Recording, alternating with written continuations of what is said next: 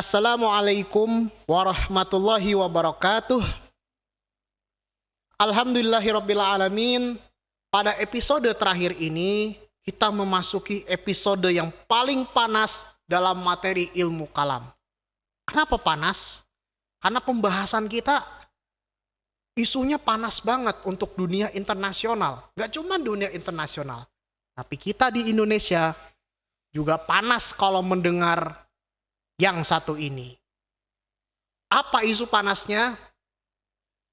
Inilah isu panas itu. Ahmadiyah, sejarah perkembangan dan pengaruhnya di dunia Islam. Kawan-kawan sekalian, kalau kita mendengar kata Ahmadiyah, seakan-akan kuping kita itu merah dan panas. Sebagaimana yang kita tahu, fatwa MUI menyatakan bahwa ini kelompok sesat.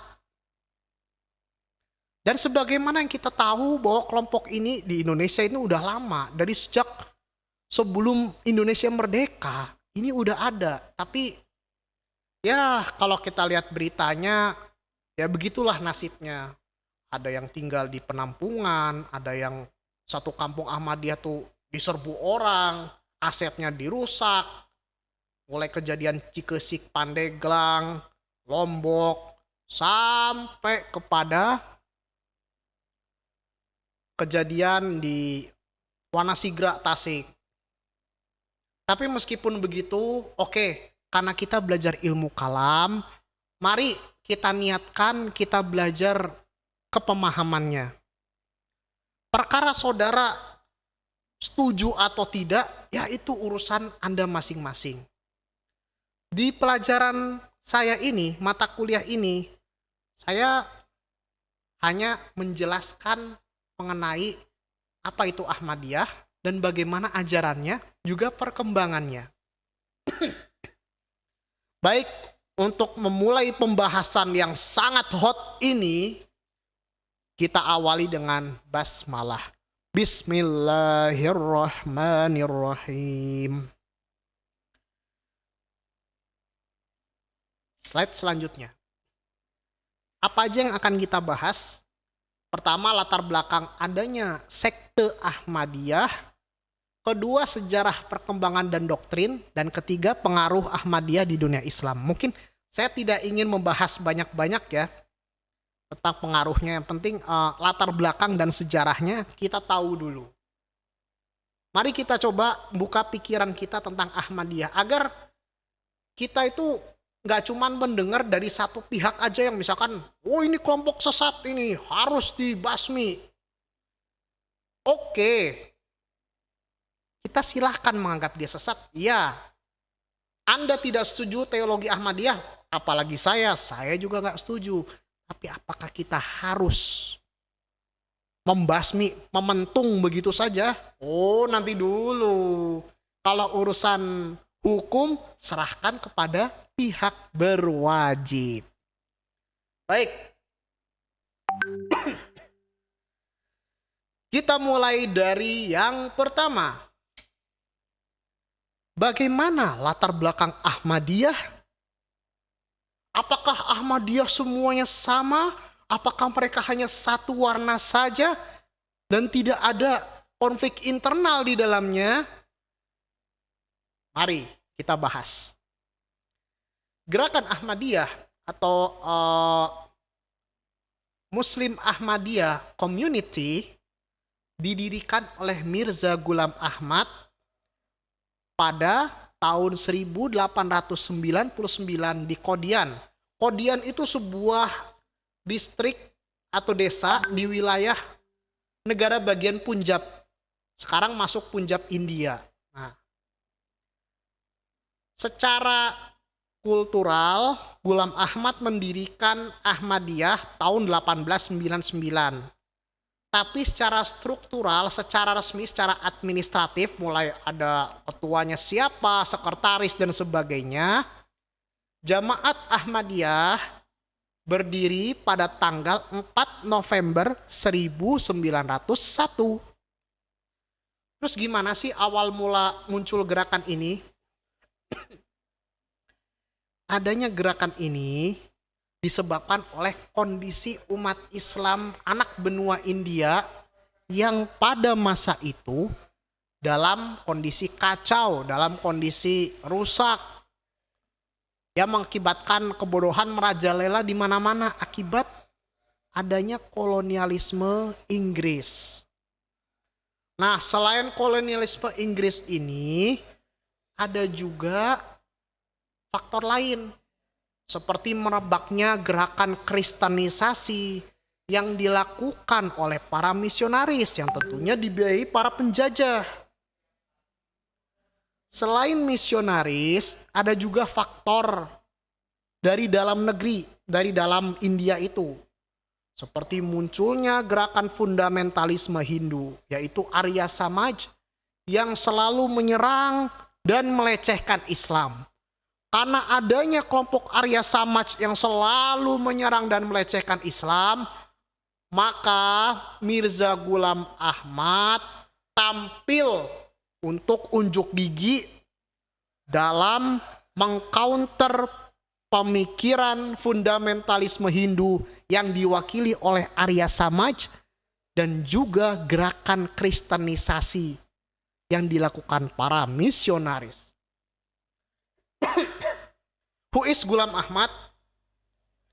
Mirza Ghulam Ahmad lahir di India, di Kodian, India pada tanggal 13 Februari tahun 1835. Latar belakangnya merupakan bangsawan Muslim India keturunan Mughal dari suku Banlas, suku Persia yang hijrah ke India. Gini, kalau nama orang India ya, Mirza Ghulam Ahmad. Mirza itu gelar bangsawan. Contoh kayak kita ada Raden, ada Lalu, ada Gusti, ada ada Karaeng dan sebagainya. Gelar-gelar seperti itulah Mirza itu. Gulam itu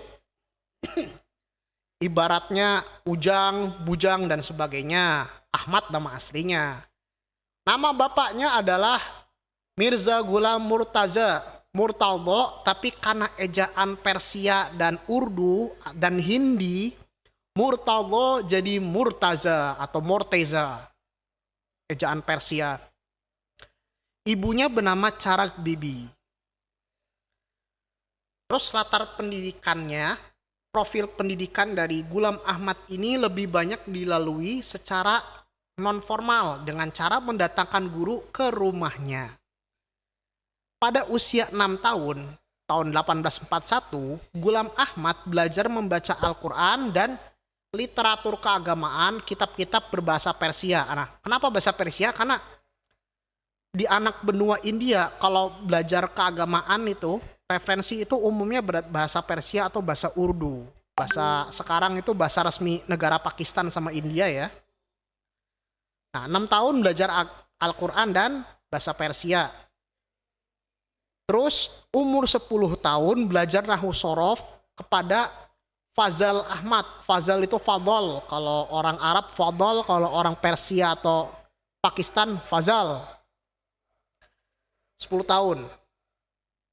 6 tahun kemudian belajar tentang Injil dan Weda. Injil kitab Kristen, Weda kitab Hindu. Pada usia 17 atau 18 tahun, Ghulam Ahmad mempelajari lebih dalam mengenai ilmu nahwu dan ilmu mantik atau logika kepada Gul Ali Shah. MGA atau Mirza Ghulam Ahmad punya pengalaman kerja sebagai asisten komisaris di pengadilan Sialkot. Kota Sialkot kini masuk negara Pakistan tahun 1863. Pasca meninggalnya sang ibu pada 1868, Ghulam Ahmad ini udah mulai merasakan adanya kesedihan dalam hidupnya. Jadi mulai meninggalkan hal-hal duniawi.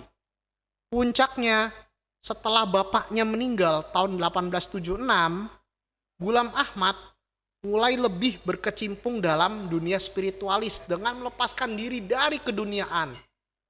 Pada masa setelah ibunya meninggal itu, Ghulam Ahmad diceritakan mendapatkan wahyu dalam mimpinya agar dia itu menjalankan sunnah-sunnah Rasul.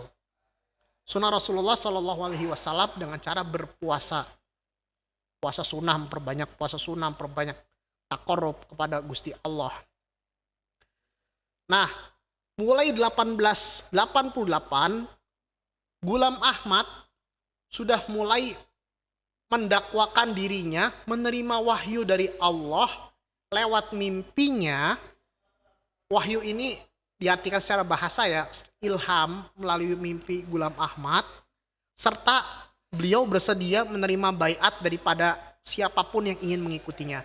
Sebelumnya ketika beliau mendapatkan wahyu, orang-orang yang pernah berinteraksi dengan beliau itu menawarkan baiat.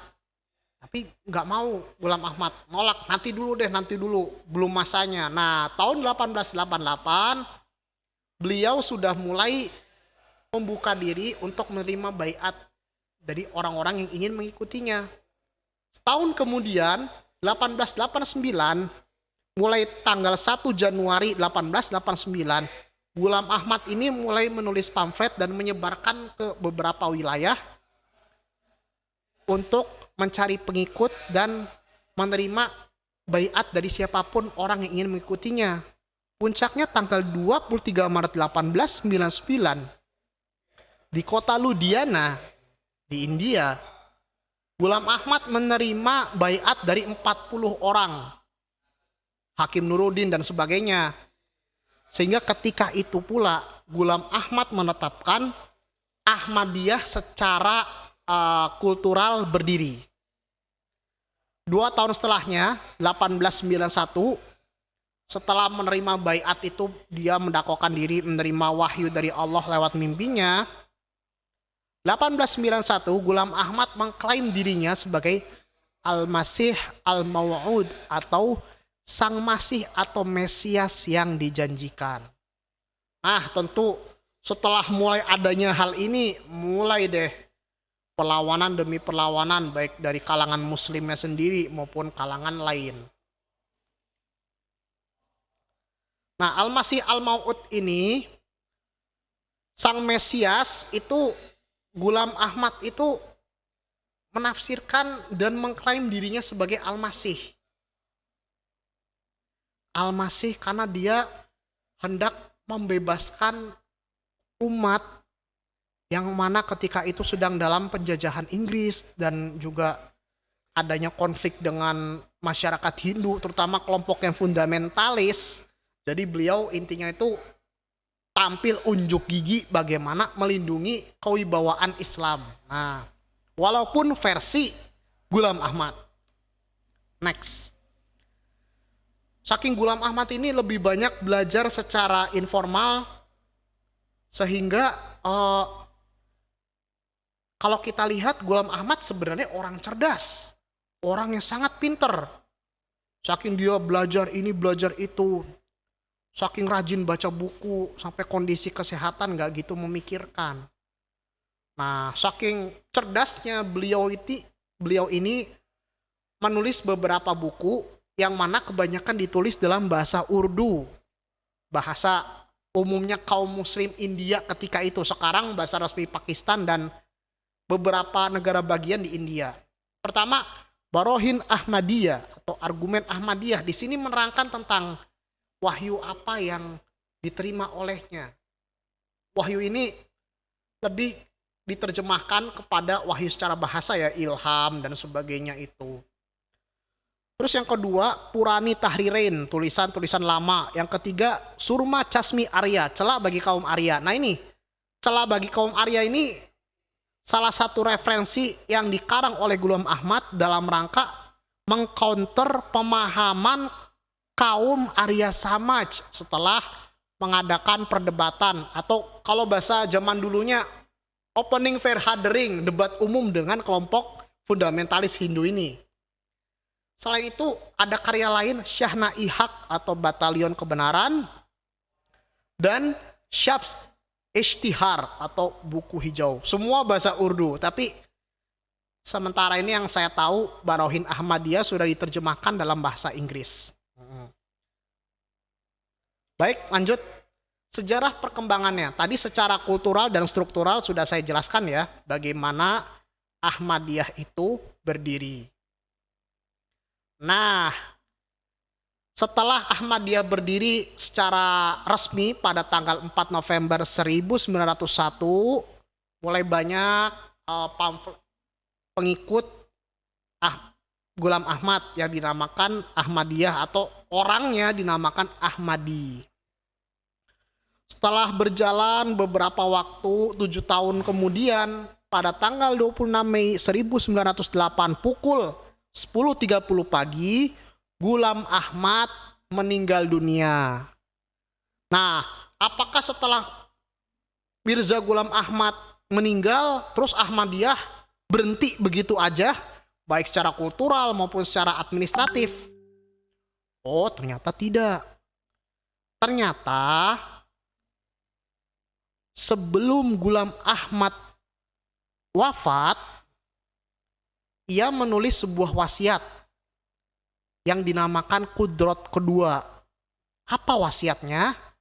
Nanti setelah Ghulam Ahmad gak ada, akan ada pelanjut kepemimpinan, suksesi kepemimpinan yang dinamakan institusi khilafah. Nah, sebentar.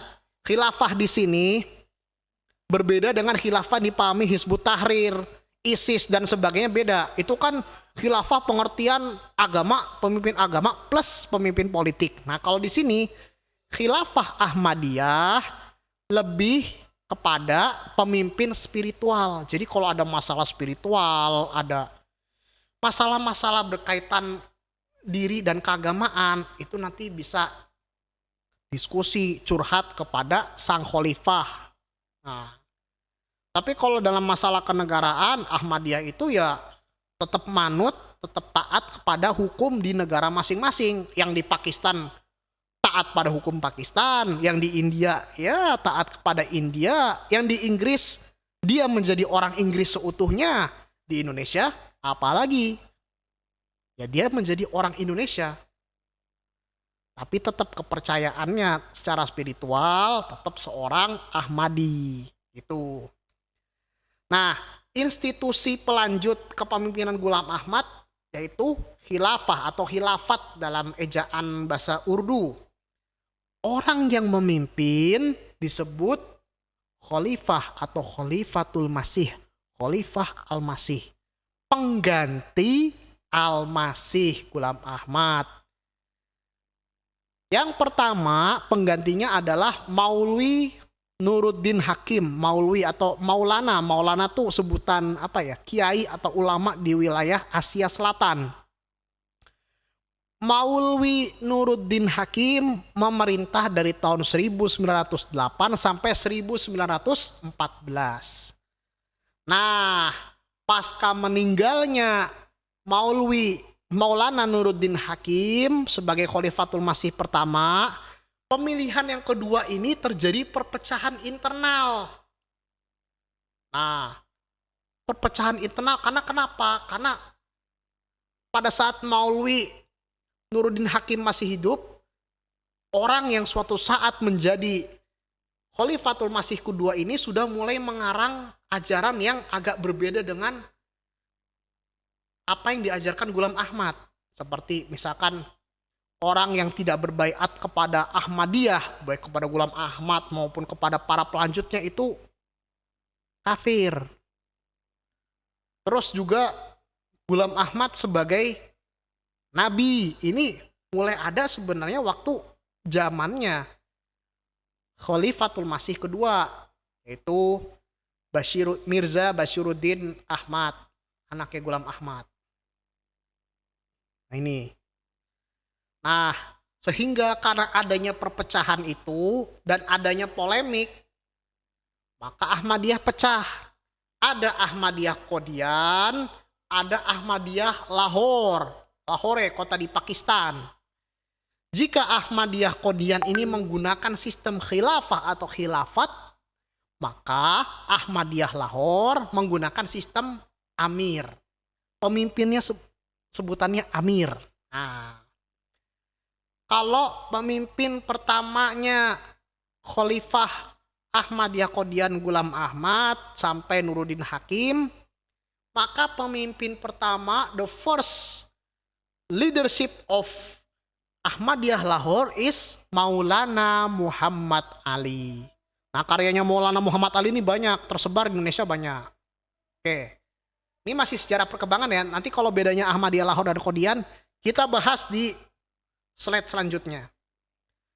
Oke, balik lagi kepada Khalifatul Masih kedua, Mirza Bashiruddin Ahmad yang memimpin sejak Ahmadiyah sejak tahun 1914 sampai tahun 65. Sekte ini mulai mengembangkan dakwahnya ke seluruh dunia dengan menulis buku yang berjudul Ahmadiyah for the True Islam pada tahun 1924. Nah, setahun kemudian 1925 Ahmadiyah sudah mulai merambah keluar India. Kalau pertama ke Fiji Island dekat Australia itu. Makanya sekarang di Fiji banyak orang India dan penganut Ahmadiyah termasuk besar di sana. Tahun 25 mulailah Ahmadiyah Qadian itu masuk ke Indonesia lewat perantara juru dakwah atau mubalik. Istilah Ahmadiyah itu mubalik Ahmadiyah yang bernama Maulana Rahmat Ali Haot, Honor on Arabic Studies. Karena beliau fasih bahasa Arab ya. Nanti kalau di Indonesia itu dari Maulana Rahmat Ali terus dibantu oleh 3 pelajar Tawalib. Tawalib Minangkabau Padang Panjang ada 3 orang, Abu Bakar Ayub, Zaini Dahlan sama satunya saya lupa, mohon maaf. 3 orang ini setelah dari Tawalib belajar ke Pakistan. India, mohon maaf ya. Nah, ketika di India itu lewat ke Qadian. Di sana belajar Ahmadiyah, 3 orang ini tertarik dengan ajarannya Ahmadiyah. Berbaiatlah 3 orang ini kepada Ahmadiyah. Nah, cara masuk ke Ahmadiyah itu lewat baiat. Setelah berbaiat, balik ke kampungnya di Padang. Di sana mulai menyebarkan Ahmadiyah, tapi dalam perjalanannya di Padang ini mendapatkan resistensi yang keras dari kalangan ulama maupun masyarakat di Minangkabau. Oke, itu singkatnya. Nah, beberapa tahun kemudian pada tahun 1947 terjadi partition atau partisi. Apa maksudnya? Setelah India dijajah Inggris, tibalah masa kemerdekaan bagi anak benua India. Tetapi kemerdekaan yang diraih itu ternyata jalannya berliku-liku hingga akhirnya pecah menjadi India dan Pakistan. Kemerdekaan 2 negara itu terjadi karena adanya faktor agama. Dan itu garis batasnya memang sudah dipisah dan dirancang oleh Inggris. Kalau India untuk orang Hindu, Pakistan untuk Muslim. Nah, karena adanya kebijakan ini berpengaruh juga dong ke Ahmadiyah. Maka pusat kelompok Ahmadiyah yang tadinya di Qadian, gara-gara partisi pindah ke Robuah. Walaupun Qadian sampai sekarang masih tetap jadi pusat gerakan Ahmadiyah, walaupun nggak sebagai kantor ya. Dari Qadian pindah ke Robuah di Pakistan. Beberapa tahun kemudian, tahun 85, karena ada situasi di Pakistan tidak menguntungkan kelompok ini. Kenapa? Karena saat itu banyak ulama Pakistan yang memfatwakan bahwa Ahmadiyah dinilai sebagai kaum non-Islam. Otomatis pengaruh juga ke situasi politik. Akhirnya Khalifah Ahmadiyah di tahun itu memindahkan pusat gerakan ini dari Robuah pindah ke London, Inggris sampai hari ini. Gitulah perkembangannya sejarah Ahmadiyah. Kalau misalkan Indonesia bagaimana? Silakan saudara melihat sendiri. Intinya satu, kalau yang ke Indonesia Ahmadiyah Qadian, yang masukin Ahmadiyah itu pertama Maulana Rahmat Ali dan 3 orang alumni Tawalib Padang Panjang. Nah, bagaimana yang Lahore? Lahore juga sama. Masuknya di tahun 20-an. 20-an. Waktu itu ada dua orang mubalik Lahore, Mirza Wali Ahmad Beg dan Mirza Ahmad masuk ke Indonesia. Nah, pertama mereka itu Mirza Wali Ahmad Beg ini tinggal di Jogja dan membuka tempat kursus bahasa Inggris. Kalau Rahmat Ali di daerah Pasar Baru Jakarta tahun 20-an ya, membuka tempat kursus bahasa Arab, tapi ada maunya juga. Maunya apa? Dia ngajar bahasa Arab, ngadain kursus. Tapi ada dakwahnya juga di situ, dakwah tentang Ahmadiyah. Begitu juga Wali Ahmad Beg. Dia membuka kursus bahasa Inggris karena Wali Ahmad Beg ini fasih berbahasa Inggris ya. Buka kursus di Jogja, banyak orang-orang yang ikut, termasuk tokoh-tokoh Muhammadiyah generasi awal, bahkan sekretaris Muhammadiyah Minhajur Rahman Joyo Sugito. Pada akhirnya beliau dari tokoh Muhammadiyah nyebrang ikut Mirza Wali Ahmad Beg mendirikan organisasi yang dinamakan Ahmadiyah Beveging Genootschap atau sekarang Gerakan Ahmadiyah Beveging Genootschap ya. Gerakan Ahmadiyah Indonesia kalau di Indonesia kan. Nah, kalau misalkan kelompok Lahore ini dari awalnya dari orang-orang Muhammadiyah kayak Pak Minhajur Rahman, kayak Pak Muhammad Husni Tamrin, bukan Pak Tamrin di Jakarta itu bukan orang lain lagi. Dan beberapa kalangan Muhammadiyah ada yang tertarik sama Mirza Wali Ahmad Beg. Nyebranglah ke Ahmadiyah Lahore. Nah, sejak saat itu hubungan awalnya Muhammadiyah sama Ahmadiyah Lahore hubungannya bagus. Sering ada diskusi ini. Cuman karena kedatangan bapaknya Hamka, Buya Inyak Doto kalau orang Minang, datang ke Jogja dan menjelaskan Ahmadiyah itu seperti apa. Dan juga ada ulama India, Abdul Alim Siddiqui juga datang ke Jogja menjelaskan kesesatannya Ahmadiyah. Sejak saat itu hubungan Muhammadiyah dan Ahmadiyah renggang. Nah, bekas Muhammadiyah mendirikan Gerakan Ahmadiyah Indonesia atau GAI. Nah, bagaimana dengan yang Rahmat Ali? Maulana Rahmat Ali awalnya juga setelah dakwahnya lancar, sudah kuat secara administratif, bentuklah awalnya Anjuman Ahmadiyah Qadian Departemen Indonesia. Nah, berapa tahun lamanya setelah merdeka, berubah nama menjadi JAI. JAI, Jemaat Ahmadiyah Indonesia. Gitu ya, kita sejarahnya kalau Ahmadiyah di kita itu. Emang kalau anggaran dasar sejak tahun 53, JAI itu udah resmi diakui oleh negara. GAI itu beberapa tahun setelahnya. Tapi yang kebanyakan JAI ini, kelompok JAI daripada GAI. Oke, next. Nih, siapa aja sih khalifahnya Ahmadiyah Qadian? Dapat dibaca sendiri ya teman-teman. Maulwi Hakim Nuruddin sampai ke Mirza Masrur Ahmad. Oh iya, khalifah keempat Mirza Tahir Ahmad. Hazrat tuh Hadrot, tapi karena ya ejaan Pakistan jadi Hazrat. Mirza Tahir Ahmad ini pernah datang ke Indonesia tahun 2000-an. Pernah ketemu sama Gus Dur sama Pak Amin Rais di tahun 2000-an. Waktu itu ada kunjungan dakwah Ahmadiyah di beberapa wilayah. Salah satunya yang paling terbesar di Manislor di Kuningan, Jawa Barat. Sampai kalau di Jawa Barat, Manislor sama di Wanasigra. Wanasigra itu daerah Taraju, Tasik pegunungan. Itu Ahmadiyah termasuk gede di sana. Sekarang Mirza Masrur Ahmad. Terus mulai zamannya Mirza Tahir juga, Ahmadiyah itu udah mulai membuat suatu gebrakan dakwah dalam bentuk MTA atau Muslim Television Ahmadiyah. Suatu saluran televisi Muslim yang dikelola oleh Ahmadiyah Qadian, yang mana disiarkan dalam berbagai macam bahasa, termasuk bahasa Indonesia. Dan konon katanya tidak ada sponsor di stasiun televisi itu. Pusatnya di mana? Pusatnya di London, Inggris. Next. Ini Amir Ahmadiyah Lahore. Mulai Hazrat Hakim, Maulana Muhammad Ali, Maulana Sadruddin, hingga hari ini dipimpin oleh Abdul Karim Said.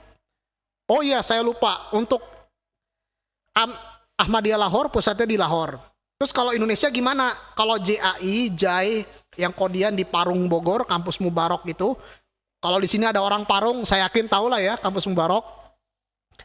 Kalau di Yogyakarta itu pusatnya Lahore di Jogja, di kalau nggak salah perguruan Piri ya, Piri, Perguruan Islam Republik Indonesia, dekat Stadion Kridosono, pusatnya di sana untuk Ahmadiyah Lahore.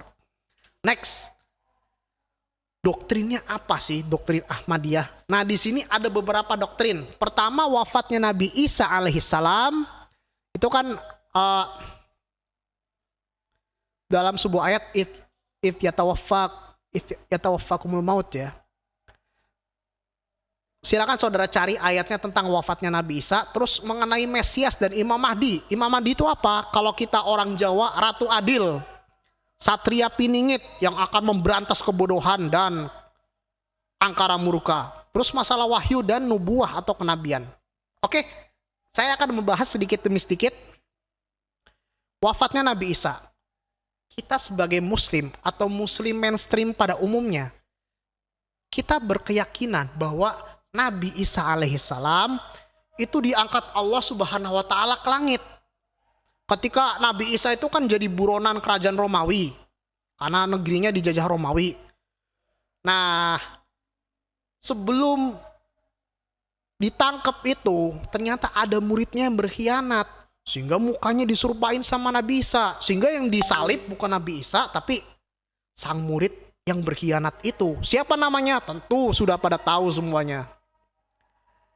Nah, kalau dalam kepercayaan kita, Nabi Isa diangkat ke langit dan akan turun ke dunia ketika Dajjal sudah mulai merebakkan sayapnya, ketika Dajjal sudah mulai menampakkan kebijakannya yang tidak adil.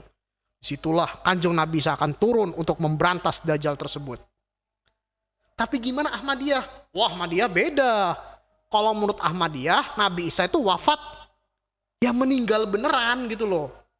Jadi menurut kepercayaan Ahmadiyah ini, pasca negerinya Nabi Isa, Nazaret ini dikuasai oleh Imperium Romawi Timur.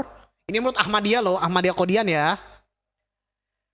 Akhirnya Nabi Isa bersama Siti Maryam ibunya dan juga beberapa pengikutnya eksodus, hijrah dari Palestina menuju ke Pakistan, terutama di wilayah Kashmir, Srinagar. Makanya di Srinagar, Kashmir ini yang menjadi rebutan antara India Pakistan, di situ ada makam Bunda Maria dan Nabi Isa alaihissalam, atau kalau menurut kepercayaan teman kita yang Kristen, Yesus.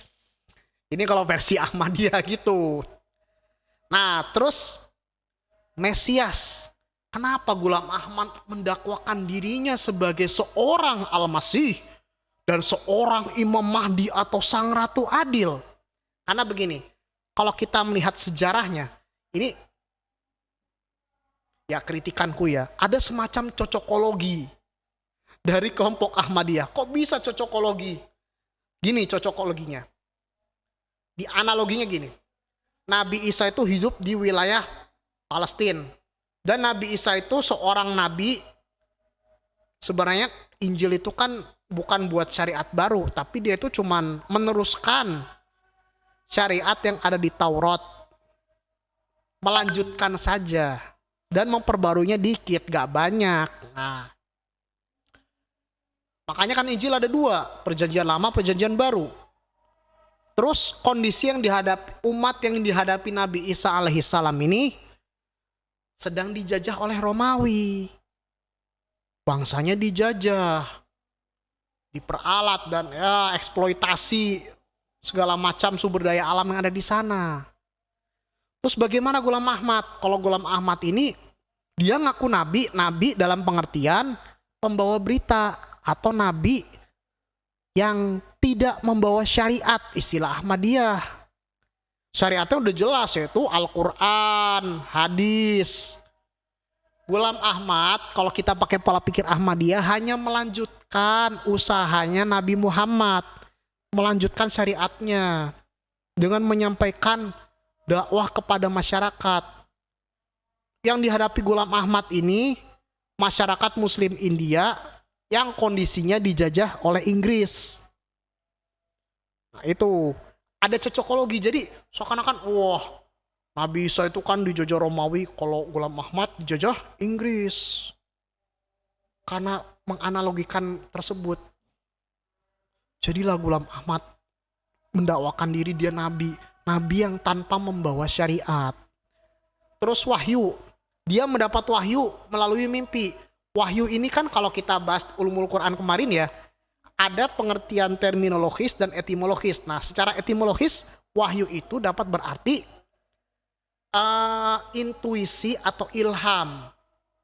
Nah, ini Ghulam Ahmad mendapatkan wahyu lewat mimpi, mendapatkan ilham lewat mimpinya. Seperti contoh ketika bapaknya mau meninggal, Ghulam Ahmad itu sudah diberikan ilham. Ilhamnya apa? Bapaknya itu meninggal karena penyakit diare. Walaupun Ghulam Ahmad juga meninggal karena diare ya, diare yang parah. Terus meninggal, diwahyukan bahwa bapaknya Ghulam Ahmad itu meninggalnya nanti setelah habis maghrib, setelah matahari tenggelam. Taunya beneran, iya habis tahun 1876 ba'da maghrib, matahari telah terbenam, bapaknya meninggal. Nah, wahyu atau diilhamkan begitu. Terus masalah nubuah atau kenabian. Nah, kenabian ini nabi dalam pengertian secara bahasa. Nah, yang menjadi keunikan dari ajaran Ahmadiyah yang menjadi pembeda antara kita dengan mereka, masalah khotaman nabiyyin. Khotaman nabiyyin itu kan kalau kita mengartikan penutup para nabi, tapi kalau Ahmadiyah enggak. Dia itu punya pengertian sendiri. Khotam itu diartikan secara bahasa memang artinya cap ya, cap atau stempel. Stempel kenabian. Maksudnya gimana? Kalau dilogikakan begini. Seseorang itu bisa menjadi kepala sekolah atau rektor. Bisa kan? Pasti bisa. Kita sekarang sebagai murid dan orang lain sebagai kepala sekolah. Hari ini kita murid, dia kepala sekolah, tapi bertahun-tahun kemudian kita jadi kepala sekolah. Bisa, tapi apakah kualitasnya sama? Ya pasti beda dong. Apakah kita akan melanjutkan apa kita akan membuat suatu yang berbeda dari kepala sekolah sebelumnya? Ya belum tentu. Ini logikanya. Kalau saya pernah dialog dengan teman-teman Ahmadiyah, kenapa kok ada konsep nabinya begitu? Mereka mengatakan pakai logika kepala sekolah itu. Bisa jadi kepala sekolah, bisa aja, tapi apakah kualitasnya sama? Ya enggak. Nah, Ghulam Ahmad menjadi nabi, tapi nabi tanpa membawa syariat baru. Syariatnya tetap Al-Quran, cuman pemahaman dia terhadap Al-Quran ini yang berbeda dengan masyarakat umumnya atau kaum muslim secara mainstream. Inilah yang menjadi inti konflik kaum muslim secara mainstream dengan Ahmadiyah. Ghulam Ahmad dalam hal ini bukan hanya dia sebagai ngakui sebagai Mesias dan Imam Mahdi. Dia juga dalam Barohin Ahmadiyah itu menganggap dirinya sebagai Krishna atau avatar dalam ajaran Hindu. Sesuatu hal yang sangat spektakuler ya dan sangat unik itu. Lanjut. Mungkin ini doktrin yang Ahmadiyah yang bisa saya sampaikan.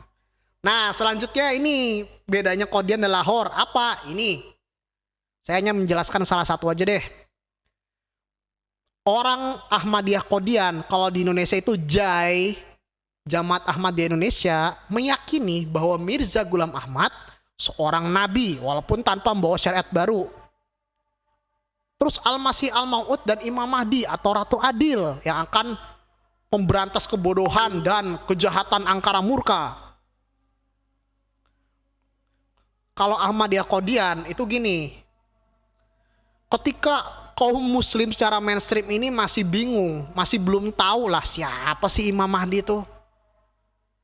Imam Mahdi itu gimana sih? Apakah dia orang Arab? Apakah dia ciri-cirinya ini dan itu? Nah, kalau orang Ahmadiyah Qadian atau Jai, kalau di Indonesia sudah percaya. Oh, kita sudah tahu Imam Mahdi. Kamu bingung? Oh, kalau kita nggak usah bingung lagi. Siapa Imam Mahdi? Ya itu MGA, Mirza Ghulam Ahmad. Itu sang nabi tanpa membawa wahyu, Al-Masih Al-Mau'ud, sang Mesiah yang akan melawan Dajjal, dan juga sang Ratu Adil. Nah gitu. Ahmadiyah Lahore bagaimana? Kalau Lahore kebalikannya.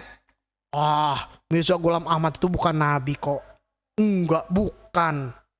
Dia itu sebagai mujaddid atau reformis dalam Islam. Menawarkan semangat pembaruan dalam Islam. Terus masalah kepemimpinan organisasi. Qadian atau Jai meyakini adanya sistem khilafah atau khilafat, pakai sistem khilafat. Kalau yang Lahore atau Gai ya, GAI, itu nggak pakai sistem khilafah, tapi nyebutnya Amir. Nah, dan sebagainya. Saudara bisa baca sendiri nanti ya. Ini perbedaannya. Sekelumit perbedaan antara Lahore dan Qadian. Next. Nah, ini foto-fotonya. Nah, yang sebelah kiri sendiri, kiri arah jam 11, itu foto Mirza Ghulam Ahmad beserta pengikut-pengikutnya. Yang di tengah ini logonya GAI. GAI, Gerakan Ahmadiyah Indonesia. Dan yang arah jam 2 siang ini ada gambar bendera Ahmadiyah aliran Lahore. Tuh, ada menara, ada bulan sabit, ada bulatan putih. Ini benderanya Jamaah Ahmadiyah Qadian. Yang di bawahnya GAI itu foto kegiatan Jalsah Salanah. Jalsah Salanah itu ya muktamar tahunan lah. Kalau di NU Harlah, kalau di Muhammadiyah muktamar dan sebagainya. Pertemuan tahunan. Biasanya pertemuan tahunan ini kan per negara ada sendiri, termasuk Indonesia. Khalifah kadang datang, kadang enggak. Ya tergantung di mana negara yang melaksanakan. Apakah negara itu aman atau enggak. Ini fotonya Mirza kalau nggak salah Mirza Tahir Ahmad yang pernah ke Indonesia. Itu fotonya. Biasanya di Jalsah Salanah ini selain pertemuan dengan anggota Ahmadiyah, ada juga nanti orang yang pengen masuk Ahmadiyah. Di situ nanti sang Khalifatul Masih dia akan menemui orang calon anggota Ahmadiyah itu dan akan mengadakan baiat. Nah, untuk baiatnya bagaimana? Silahkan baca sendiri di referensi-referensi tentang Ahmadiyah. Ini daftar pustakanya. Saya sengaja ngambil dari Ahmadiyahnya langsung referensinya biar jadi kita tahu bagaimana. Nah, yang Bashir Ahmad ini kontra terhadap Ahmadiyah itu. British Jewish Connection ya, memang karena didikannya zaman Inggris ya, dan Ghulam Ahmad mengartikan jihad itu bukan jihad bersenjata, tapi jihad lain, nolong orang miskin, nolong orang kesusahan. Ya oke, bagus ya, tapi karena di India kondisinya waktu itu dijajah Inggris, terus bekerja sama dengan penjajah, kan maknanya jadi keliru. Itu yang menjadikan bertentangan dengan Muslim secara mainstream. Oh, untuk pengaruh Ahmadiyah di dunia Islam, gini, Ahmadiyah ini termasuk gencar ya dalam berdakwah, terutama di negara-negara Barat. Bahkan mereka itu, ya jujur aja, banyak menerbitkan terjemahan Al-Quran dalam berbagai bahasa, termasuk bahasa Indonesia. Tapi yang membedakan, ini warisan buat dunia Islam lah, katakan warisan lah. Perkara kita setuju atau enggak, terserah Anda. Perbedaan terjemahan kita dengan terjemahan Ahmadiyah, Al-Quran Ahmadiyah dan Al-Quran Muslim secara mainstream. Kalau kita, basmalah dalam bentuk ayat, itu kan cuma di Al-Fatihah. Bismillahirrahmanirrahim. Al-Fatihah ayat 1. Selain itu, kecuali surat At-Taubah ya, basmalah kan gak dimasukin ayat. Kalau Ahmadiyah beda. Ahmadiyah itu basmalah itu tetap dimasukkan ayat. Jadi makanya penomoran ayat antara Muslim secara mainstream dengan Ahmadiyah sedikit berbeda. Karena itu bedanya. Yang kedua, Ahmadiyah tidak percaya nasakh mansuh. Karena Al-Quran itu ya turun ya begitu saja, terus mengalir. Dan kalau kita tentunya ya sebagian mungkin kita ada yang tidak mengakui nasakh mansuh dan kebanyakan mengakui adanya nasakh mansuh. Kalau Ahmadiyah enggak. Itu bedanya. Terus sumbangan lain dalam dunia Islam Ahmadiyah untuk konteks negara-negara barat, dia itu banyak menawarkan ide-ide Islam damai. Makanya sering adanya dialog antara agama, dialog antara ini dan itu. Makanya di negara barat Ahmadiyah itu diterima daripada di negara yang mayoritas Muslim. Apalagi kayak kita, Anda tahu sendirilah beritanya seperti apa. Itu sumbangan Ahmadiyah untuk dunia Islam. Sekali lagi saya tekankan, saya hanya menjelaskan ini pemahaman Ahmadiyah langsung dari sumbernya ya. Kalau saudara tidak percaya sumbernya, silakan melihat sumbernya langsung. Perkara kita setuju atau enggak dengan mereka kembali ke kita masing-masing. Ada mengatakan, kalau ada yang mengatakan pada saya, sikap Anda bagaimana? Ya saya sebagai seorang Muslim secara teologis, maaf, saya juga nggak setuju dengan mereka. Mohon maaf, saya nggak setuju. Masa kok ada orang mengaku dirinya, wow, I am the prophet, I am the Messias of this day. Saya tidak percaya, mohon maaf, saya tidak percaya dengan pemahaman seperti itu. Tapi oke lah, sekarang menurut kita itu sesat. Apakah mentang-mentang sesat terus kita langsung kalau ketemu Ahmadiyah kita gebukin, kita tonjokin rame-rame? Apakah begitu? Oh tidak. Oke, kita berbeda dengan mereka, tapi urusan masalah administrasi hukum kita tidak boleh main hakim sendiri, apalagi bakar fasilitas orang. Yang rugi siapa? Yang rugi kita sendiri kok kalau kita bakar asetnya Ahmadiyah tanpa melalui prosedur hukum. Yang rugi siapa? Kita sendiri, kita yang tercoreng nama kita. Makanya daripada begitu ya sudahlah, biarin aja mereka seperti itu, biarin aja mereka sesat. Yang penting kita sudah punya filter sendiri. Oh mereka keliru, cuman tetap ada cara-cara dakwah yang bagus dari mereka. Bagaimana cara mereka buat pamflet.